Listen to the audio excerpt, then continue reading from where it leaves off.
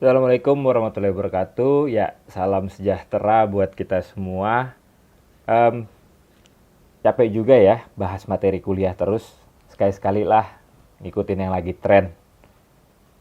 Bikin podcast, bikin pot kembang aja, nggak usah podcast kita. Jadi, podcast tentang pendidikan dan perkembangan manusia.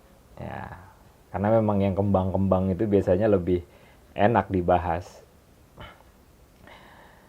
Jadi awalnya dari diskusi-diskusi di forum mahasiswa.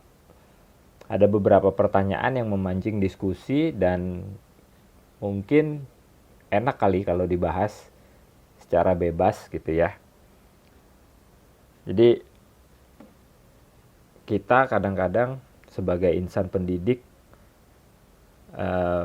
butuh juga yang namanya wawasan, kemudian juga pandangan-pandangan yang sedikit berbeda, alternatif, opini juga bisa, berbeda pendapat itu kan juga dilindungi sama undang-undang ya.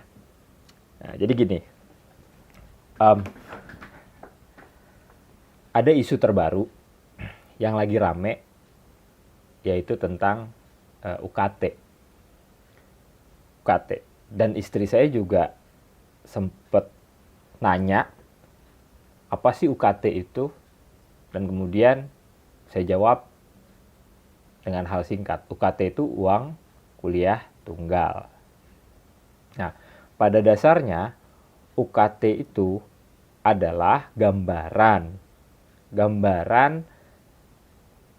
seorang siswa atau seorang mahasiswa lah, kalau kan namanya uang kuliah ya. Uang kuliah itu kan mahasiswa. Gambaran mahasiswa apa-apa saja yang dibayar sama dia selama 1 semester. Namun, itu sudah mencakup berbagai kebutuhan. Dan perhitungannya itu selama 1 jenjang. Bukan 1 semester. Misalnya S1. Ya, perhitungannya itu selama 4 tahun. Dianggapnya lulus tepat waktu lah ya. 4 tahun. Jadi kalau misalnya 100, ya selama 4 tahun bagilah. Jadi 25 per tahunnya. Nah, per bulannya atau per semesternya jadi berapa? Nah, tinggal dibagi saja. Itu. Nah, lalu berikutnya, kenapa UKT-nya berbeda-beda antara yang mahasiswa SBMPTN ya, atau jalur undangan, dengan yang mandiri. Levelnya pun mandiri startnya dari ya misalnya taruhlah dari level 6 misalnya atau level 5 misalnya. Yang patut kita pahami juga sebenarnya adalah untuk sekolah atau kuliah itu kan sebenarnya nggak murah ya. Nggak murah, ada banyak beban, ada banyak. Sehingga yang 4 tahun itu dihitungnya semua udah komprehensif dan posisinya dia unit cost. Satu mahasiswa selama 4 tahun dia bisa menyelesaikan jenjang S1 ini kira-kira berapa biayanya, berapa besar biayanya. Nah, unit cost masing-masing perguruan tinggi, masing-masing prodi, bahkan sama prodinya pun, jika tekanan dan karakteristiknya berbeda, tentu juga akan berbeda. Institut A sama-sama misalnya IT, teknologi informatika. Institut B sama-sama informatika juga, tapi UKT-nya berbeda. Karena besaran-besarannya juga dihitungnya berbeda. Belum lagi kalau perguruan tinggi tersebut sudah berbadan hukum, akan tentu jelas berbeda juga dengan yang masih misalnya ya masih PTN biasa atau BLU. Sesama BHMN saja, sama-sama PTN BHMN, perguruan tinggi berbadan hukum ya, badan hukum milik negara, itu juga belum tentu sama, tergantung bagaimana. tekanan misalnya institut A dalam dalam IT gitu ya, tekanannya di programming gitu kan. Yang satu lagi dia nggak semua bisa gitu ya, bukan hanya programming saja misalnya gitu ya, tapi dia juga larinya ke membuat produk unggulan gitu ya, tapi bebas gitu ya, tentu akan berbeda juga. Tapi yang kita mesti pahami juga bahwa masing-masing perguruan tinggi walaupun berbeda nih, berbeda tekanannya, kemudian penelitiannya, fokusnya, arahnya, dan peminatannya, ada satu hal yang sama, yaitu sama-sama sekolah. Sekolah itu mendidik. Kita kembali lagi tadi ke uang kuliah tunggal yang besarannya misalnya dibarengi dengan besaran uang masuk besar. Ada dua hal yang mesti kita perhatikan di sini. Yang pertama, seleksinya mana? SNPTN, undangan, atau mandiri. Yang kedua adalah apa saja sih yang dibutuhkan oleh seseorang atau calon mahasiswa untuk bisa berhasil di perguruan tinggi. Nah, kita bahas dulu nih yang satu nih. Jalur undangan dan jalur SBMPTN pada dasarnya itu sebenarnya untuk jalur-jalur yang memang benar-benar anaknya berprestasi pertama. Berprestasi. Yang lebih diutamakan adalah berprestasi tapi tidak mampu. Karena di situ nanti ada bidik misi, kemudian ada beasiswa yang lain banyak lah, A, B, C, D dan lain sebagainya. Saya juga sekarang udah begitu banyak beasiswa ya. Tapi kalau dari negara umumnya kan kalau nggak bidik misi mungkin ada ya yang lain, kalau S2, S3 itu ada LPDP gitu ya. Nah itu biasanya untuk orang-orang yang memang punya kemampuan. Nah bagaimana orang yang kemampuannya biasa aja tapi dia mau masuk perguruan tinggi tersebut? Dia mau, dia ada keinginan, ada. Nah ini kaitannya dengan tadi, apa saja sih yang harus disiapkan untuk seseorang bisa selesai di perguruan tinggi. Nih, yang pertama itu adalah kemampuan intelektual, atau bahasa kerennya itu punya otak lah. Tapi ini lebih dari otak. Maksudnya intelektual yang di atas rata-rata. Tuh. Yang kedua, apa yang kedua? Kedua itu semangat, keinginan. Semangatnya tinggi. Bukan semangat yang biasa, semangat yang luar biasa. Karena orang yang otaknya atau intelektualnya biasa-biasa aja, jika semangatnya tinggi, belum tentu dia gak bisa.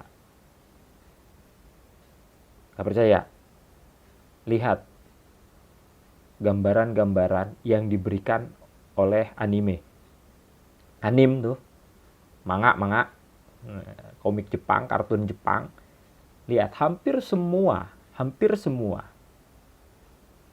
cerita yang diangkat di anime itu adalah tentang atau terkait dengan semangat.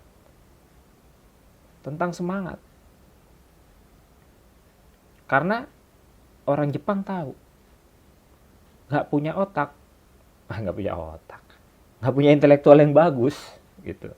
Bisa ditutupi jika dia selalu semangat terus-menerus, berulang. Saya Son Goku lah. Son Goku, wah udah habis-habisan, udah mau meninggal, mau mati.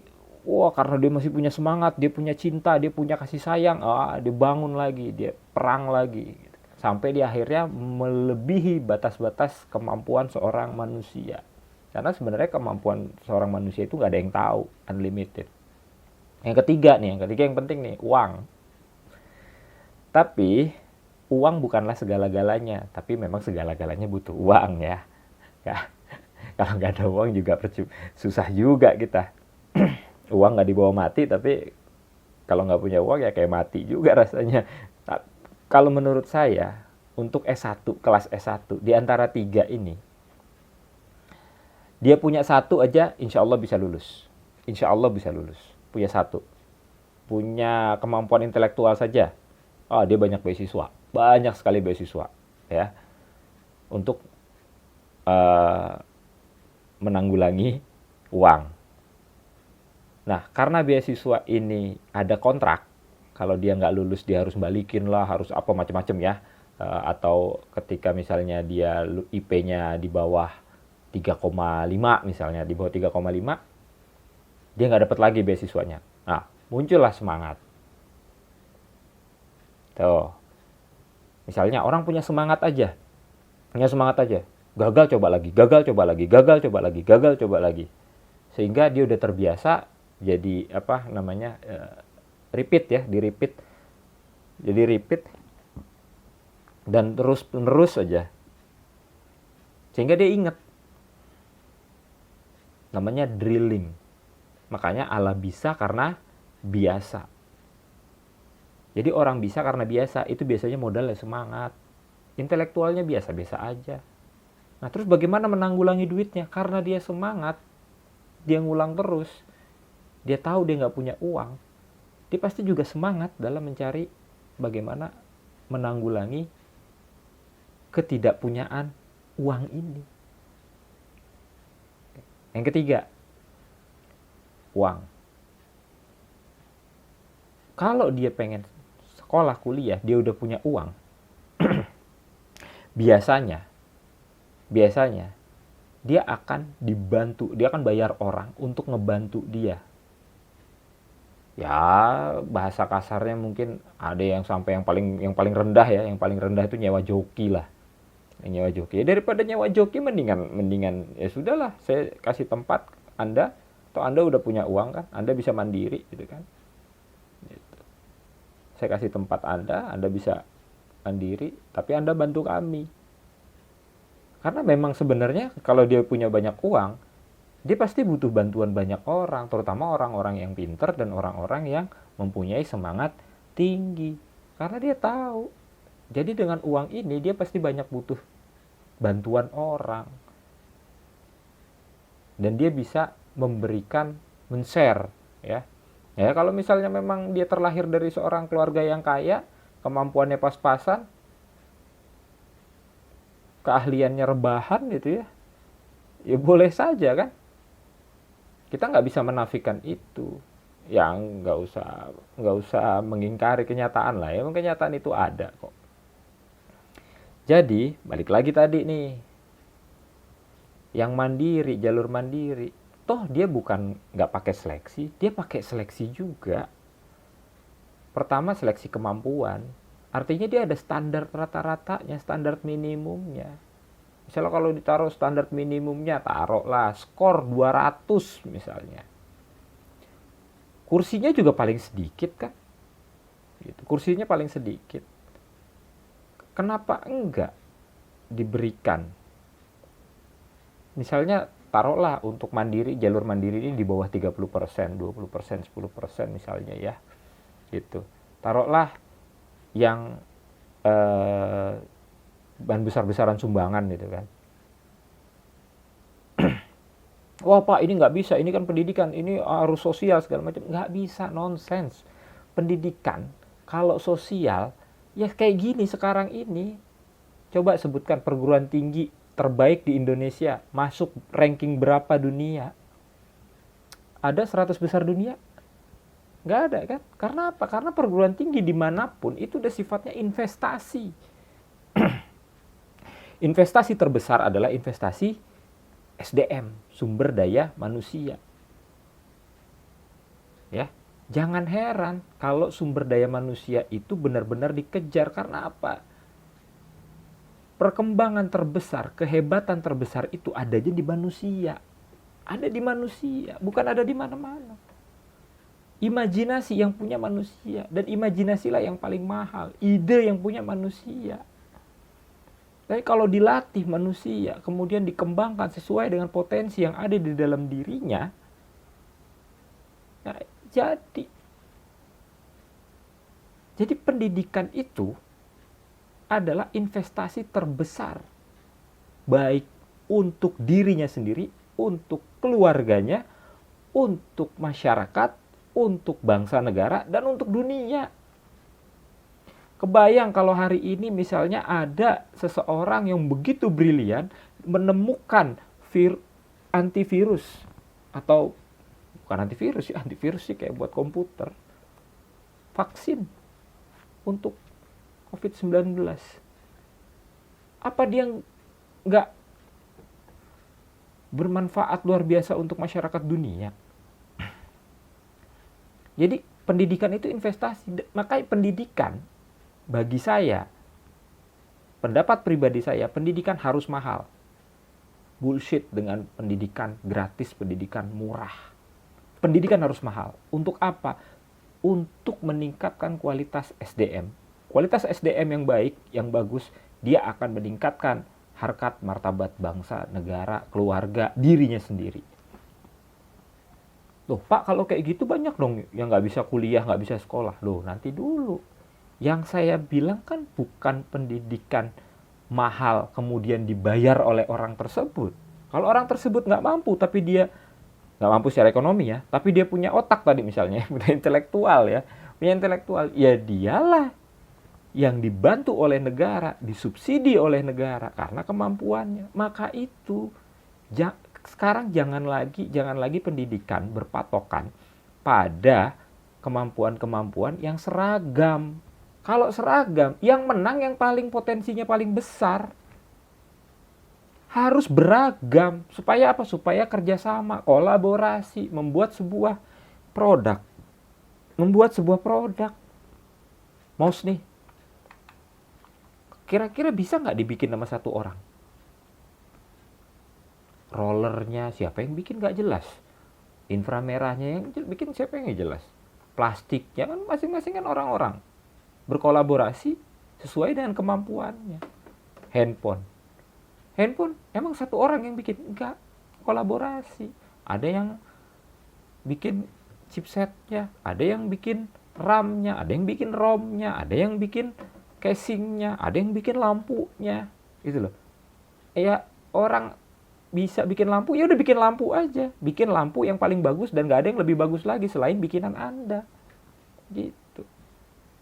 Nah itulah pentingnya pendidikan untuk mengembangkan potensi masing-masing dari individu. Sehingga ketika dia paling hebat di situ, atau dia potensinya berkembang dan dia menjadi sesuatu ya, jadi dia berprestasi di situ. Kan negara nggak sulit untuk memberikan. Kalau misalnya dia nggak mampu secara finansial, tapi potensi dia luar biasa. Misalnya, contohlah buat kunci. Potensi dia cuma dibuat kunci. Dia membuat kunci. Tapi dia bisa membuat kunci yang nggak bisa dibuka oleh siapapun. Oleh maling sehebat apapun misalnya. Apa enggak ini bukan penemuan bagus? Untuk brankas misalnya? Atau untuk motor-motor, mobil yang rawan hari ini? Ya, negara punya kewajiban untuk membiayai orang semacam ini yang prestasi. Coba lihat. Lihat film Italian Job atau Fast and Furious. Yang dibutuhkan terakhir oleh orang-orang itu adalah orang ahli kunci, membuka brankas. Ya, brankas harganya berapa? Mahal kan? Nah, itu satu keahlian. Maka keahlian itu menjadi benar-benar ahli sehingga jadi mahal. Sekarang ini kita ini pengennya seragam semuanya. Sedangkan hakikat manusia secara ilmu pendidikan adalah makhluk yang unik. Gak ada satu manusia pun yang sama persis 100%, even dia kembar identik. Dan gak ada satu manusia pun yang berbeda, ya, berbeda, even satu orang. Kalau dia manusia, pasti dia sama-sama manusia, tapi dia berbeda, detail-detail yang berbeda. Jadi seragamnya kita udah sama-sama manusia semua, tapi kita detail-detailnya ini yang penting. Jadi balik lagi tadi ke UKT. UKT dengan biaya mandiri. Ya, kampus apalagi sudah statusnya badan hukum milik negara, berbadan hukum. Dia harus bisa mandiri dan dia harus bisa membiayai kehidupan kampusnya sendiri. Pertanyaannya, kalau kita punya perguruan tinggi yang hebat, sama dengan perguruan tinggi yang ada di Singapura, yang masuk ranking 1000 besar ya, atau di Malaysia ya, atau yang paling tinggi lah misalnya Oxford, Harvard, kira-kira biayanya murah apa mahal? Kalau murah, saya nggak yakin dia bisa jadi ranking 100 dunia atau 1000 dunia lah. Nggak yakin saya. Karena penelitian di perguruan tinggi itu butuh dana yang luar biasa. Luar biasa.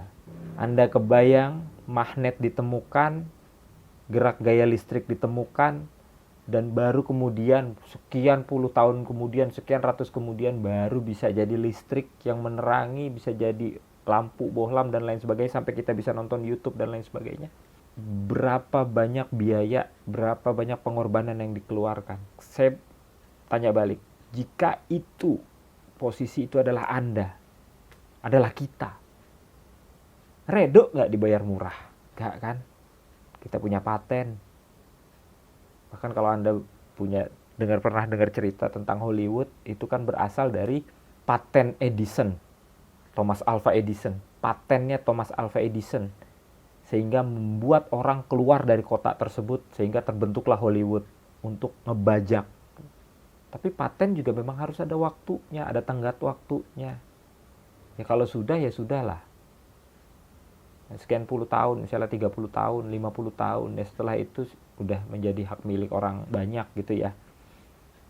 Tapi kan untuk kesana itu, untuk mendapatkan satu paten, satu haki itu kan nggak mudah. Biayanya besar, perjalanannya panjang, butuh sekolah, butuh biaya, butuh waktu, butuh tenaga, segala macam orang-orangnya. Kalau pendidikan selalu dimurahkan dan digratiskan, tagline-nya murah dan gratis ya, tagline-nya, selamanya Indonesia akan seperti ini. Terima kasih. Assalamualaikum warahmatullahi wabarakatuh.